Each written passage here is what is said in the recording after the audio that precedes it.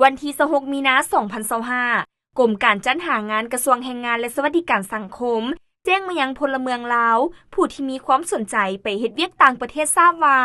ปัจจุบันมีบุคคลและนิติบุคคลที่กำลังเคลื่อนไหวโฆษณาส่วนเสื้อตัวยั่วพลเมืองลาวไปเฮ็ดเวียกอยู่ต่างประเทศโดยเฉพาะแม่นไปเฮ็ดเวียกอยู่ประเทศอเมริกาแคนาดาออสตราลีและประเทศเกาหลีใต้ผ่านทางสื่อสังคมออนไลน์อย่างแพร่หลายโดยเฮ็ดให้พลเมืองลาวจำนวนหนึ่งหลงเชื่อและตกเป็นเหยื่อของเขาเจ้าเซ็นการโฆษณาลาวโดมเวิร์กผ่านทาง Facebook และเครือข่ายอื่นๆการไปเฮ็ดเวียกอยู่ต่างประเทศแบบถูกต้องตามกฎหมายแม่นการอนุญาตของกระทรวงแรงงานและสวัสดิการสังคม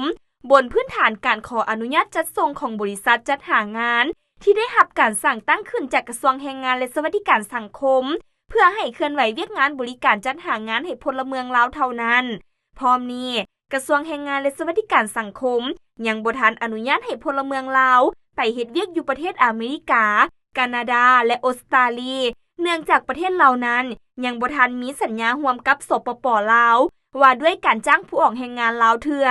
ฉะนั้นพลเมืองลาวต้องมีสติและบริโภคข้อมูลข่าวสารด้วยความรอบคอบโดยอย่าหลงเชื่อการเคลื่อนไหวโฆษณาส่วนเสื้อผ่านทางสื่อสังคมออนไลน์เพื่อไปเฮ็ดเวียกอยู่ต่างประเทศอย่างเด็ดขาดจงกวดกาเบิ่งรายชื่อบริษัทจัดหางานที่อนุญาตให้จัดส่งพลเมืองลาวไปเฮ็ดเวียกอยู่ต่างประเทศแบบถูกต้องตามกฎหมายตามเอกสารที่ได้ติดขัดมาพร้อมนี้หรือสอบถามข้อมูลจากแผนกจัดหางานไปต่างประเทศกรมการจัดหางานเบอร์โทรศัพท์ติดต่อ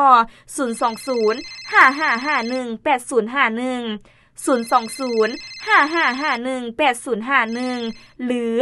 020 9953 5433 020 9953 5433